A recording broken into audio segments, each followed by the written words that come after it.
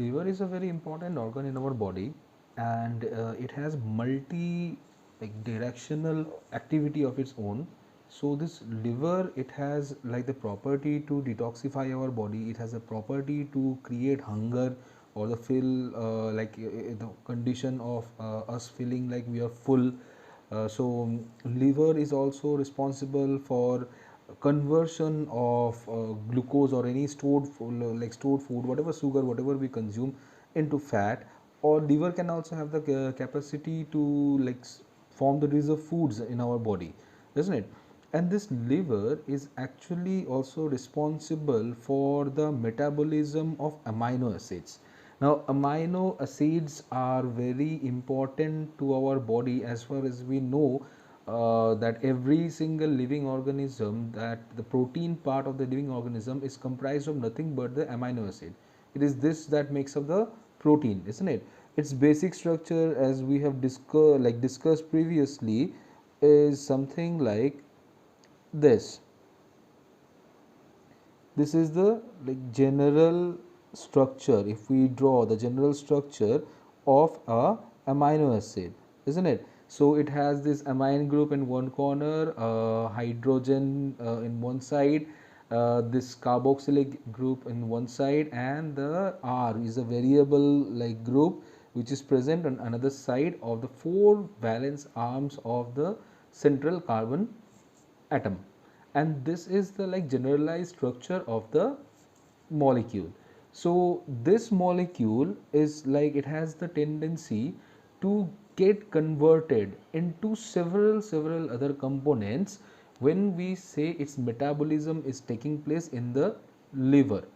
Now here we are just concerned about the catabolic steps, means where it is getting broken down. So that particular step is where I am concerned about in this particular condition here. So what we see is that amino acids of whatever from now, yes, amino acid definitely comes from the food that we consume, isn't it? So the food that we have, the protein part of the food, it gets broken down by the proteases, different kinds of proteases, and ultimately it will form the amino acid which gets absorbed by the villi of the intestine, and then from there by portal veins it comes to the liver, as the case of every single food that we consume. Every mineral, every material, like say the sugar, the amino acids, the nucleotides, the vitamins, everything it is transferred directly to the liver from the intestine via the portal veins. Okay. And it is this place where its processing is being carried out. If something is can do some sort of harm to the body, it is filtered out, because it may happen that our food contains something which is going to be harmful for the body. So it is right there where it will be filtered out. So this is the detoxifying organ, that's why it is called. So all this material is coming here, it is being processed later on, and then finally everything is goes. A point to be mentioned here, that the fatty acid part of our food, means the fatty acid and glycerol, the glycerol molecule which comes from the breakdown of the fatty acids, so I mean to say by the breakdown of the lipids and all. So all these things, they actually go directly to the blood through the subclavian, to the, okay, let's consider to the upper part of our body from the superior vena cava. Okay, it goes right from there. But other part, everything, it comes to the liver. Now this liver, it processes everything, creates, breaks down, many things happen. So I am just concerned about, or we are rather, it's concerned about the amino acids that are coming here. And the amino acid, what is the fate of it, what happens to it? Catabolic fate, means when it is being broken down, what happens to it? Alright, so what happen is amino acid, as it is normal purpose, is converting this into its polymer, which is the protein. So yeah, though I am talking about catabolism, but here I mentioned an anabolic state, isn't it? So here we will find that amino acids will be polymerized, and amino acid, polymers of amino acid, they will form, if I write AA as amino acid, so its polymer is going to what will be the proteins after all, right? Now this conversion is very common, it's going to happen. protein synthesis is going to take place. But amino acid can be converted into glucose. Weird, but it does happen. So amino acid getting converted to glucose, it's not a direct step, but rather the amino acid will somehow make something which will transform into glucose. Let's know about it. So the molecule that it will be converted into will be pyruvate or pyruvic acid. Now this pyruvate is a molecule, you know, is the end product of glycolysis, the step by which glucose is broken down, glycolysis for the production of energy. It is right there that the glucose will get converted into this pyruvate molecule at the end product and the end of the glycolysis. But its reverse step is where pyruvate is actually getting converted into glucose. So this pyruvate molecule forming as the breakdown or the metabolism or the catabolism of the amino acid is taking place, this pyruvate can become a precursor for the glucose. Precursors are molecules which later will be used to make something else. So here pyruvate becomes a precursor for the glucose. Not only that, there is another molecule that is possible, which is oxaloacetic acid. Both these molecules can be formed when amino acid catabolism is taking place, and both these molecule can directly get converted into glucose. Yeah, I can write it like both the direction, reversible process also, because glucose also can get converted into this. Now pyruvate you probably have heard about, no problem, but oxaloacetic acid can be something new for you. Let me give an insight. This, though you will learn this later on, but this oxaloacetic acid is actually an intermediate in the process of Krebs cycle. Probably you have heard this name before. Krebs cycle is actually a step of formation of energy in our body in the mitochondria.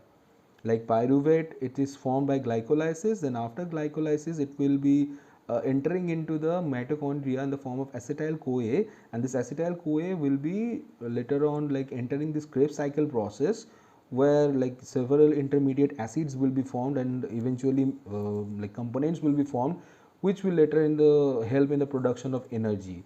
It will be discussed in detail in the chapter of respiration in plants, in the plant physiology section.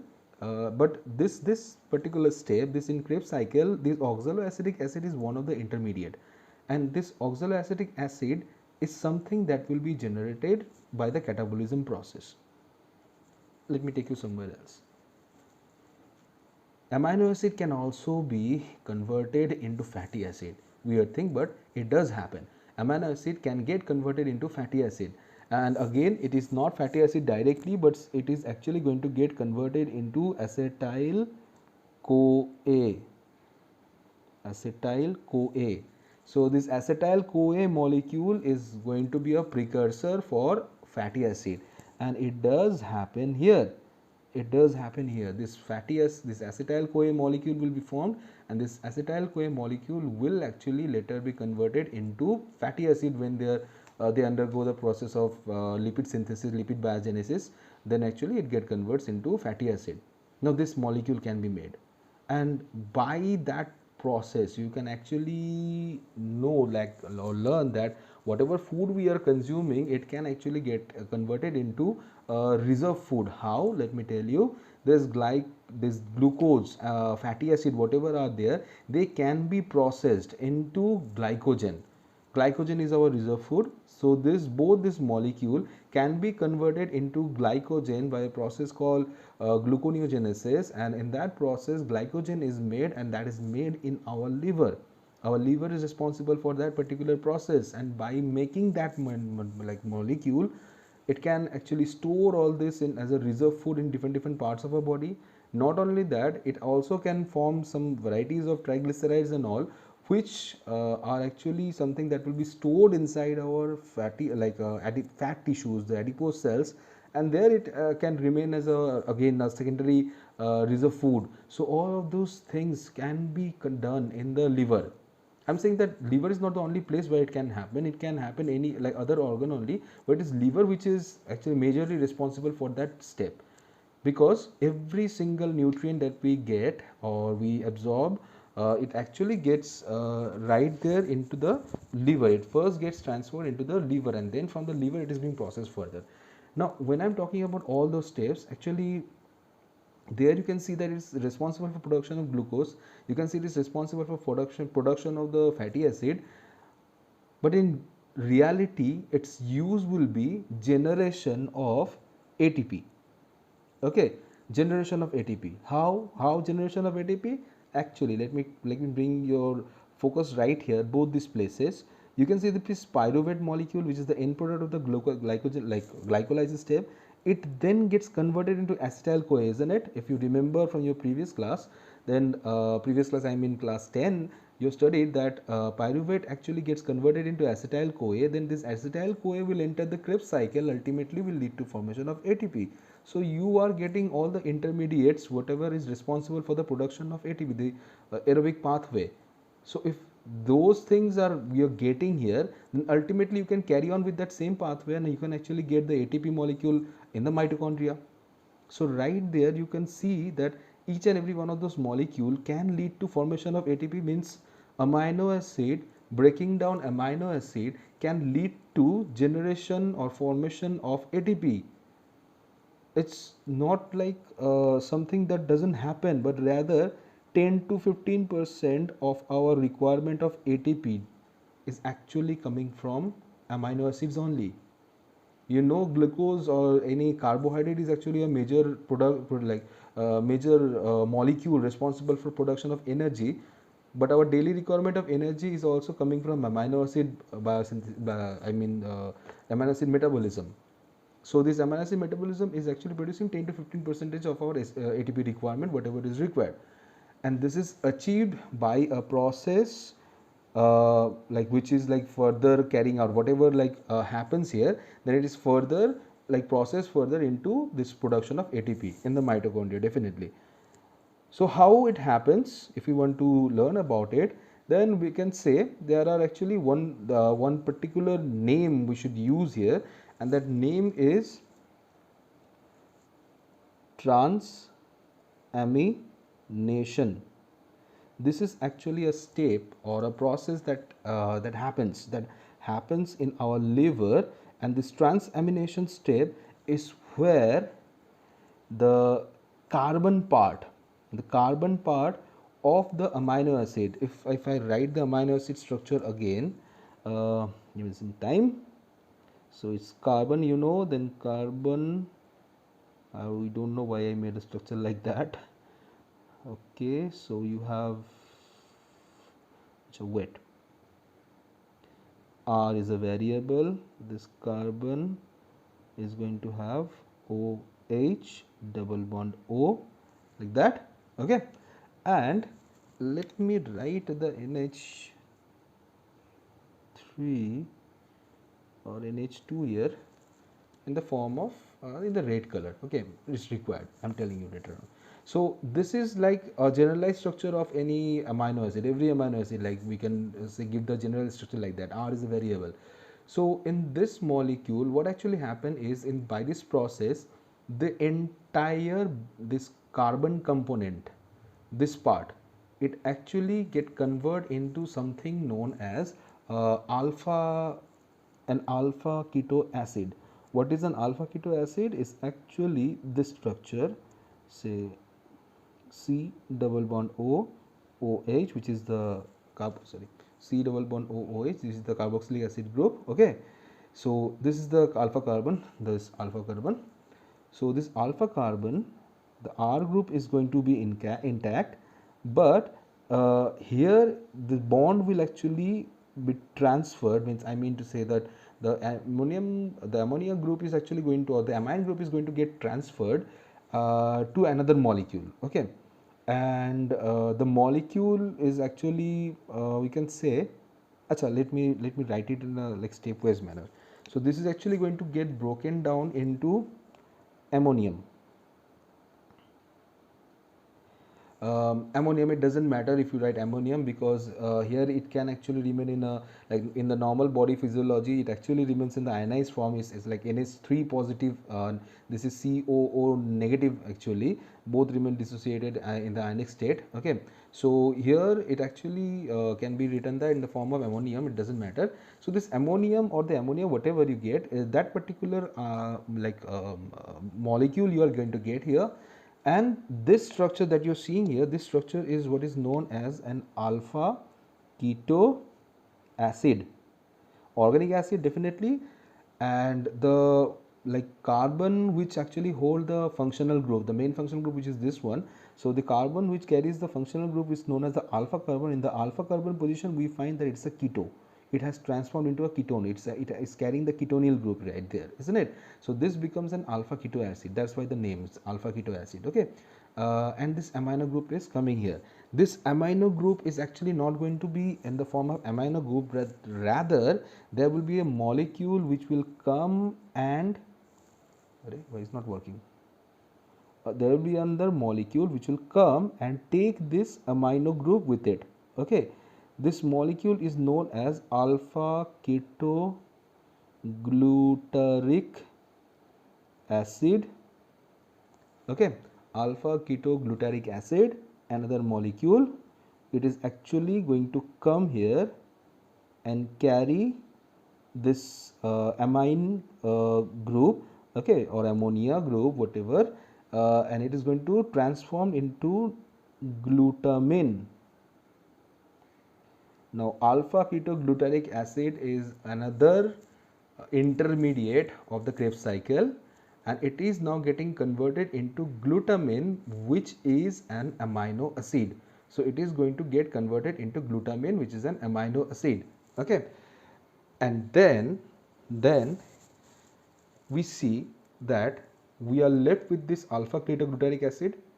Okay, and this alpha ketogluteric acid can get converted into oxaloacetic acid or the pyruvate or the acetyl CoA, whichever, like enzymes are going to work, different sets of enzymes are there for that. So whichever set of enzyme is actually going to work on it, whatever is required, it is going to get converted into that particular type of this molecule. So right there you see this carbon component of the amino acid is actually now switching into all other different kinds of macromolecules of the or the biomolecules of the body, either the carbohydrate or the fatty acids, right? So there you see the conversion takes place, but it will not end right there. Actually, if it continue, if this process keeps on happening, there will be a large pool of amino group that is going to be released there, and this is going to be very bad for the cell. So to prevent that from happening, there is actually another process going on right there where this conversion is taking place.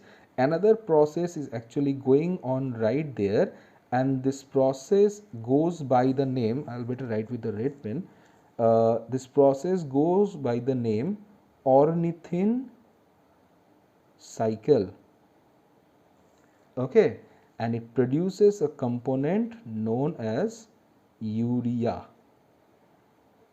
and you know this is a excretory component of our body. Urea, an excretory component of our body. This conversion is very much essential, because this actually remove the high amount of ammonia which is going to like form in the body, because to some extent this glutamine amino acid is going to be helpful, it may be required, it is going to be produced, so no problem, cell requires it, cell producing it, so cell can run its normal by like whatever protein formation and everything. Okay, but the moment this thing will happen in a very large amount and there will be a large pool of amino acid ammonia is being like getting accumulated there, that is going to be very bad for the cell, and that can be prevented by simply going through this ornithine cycle. And actually this happen all the time at the same moment, because this is producing, some are used, many are entering into the process of urea formation, and this urea will be expelled out of the body, because otherwise if this keeps on getting accumulated there, there is a major drawback it will bring in the homeostasis of the body. What does it mean? It means the general like condition, the favorable internal condition of the body which is necessary to run every single physiological processes properly, that particular step is going to be completely gone, because it is going to increase or decrease the osmotic level of the cell. So if that happens, it is going to be very bad. So to maintain the homeostasis, this needs to be expelled out. And when we are talking about its expulsion, we are talking about the excretory system of our body. There are specific means in the body present which is responsible for the removal of this stuff. So we are the human being. As a human being, we can say in our body we actually have the kidney, which is responsible for filtration of the urea or any harmful chemical. Mostly we are concerned about this nitrogenous waste urea, and this urea is going to be expelled by the organ called kidney. And since we are expelling the urea from our body, this method is known as ureotelism. We primates are having this particular feature, and we are all called a ureotelic organism. We are all ureotelic organism. All human beings are considered as ureotelic organism. The other two kinds of expulsion method that we simply learn about are actually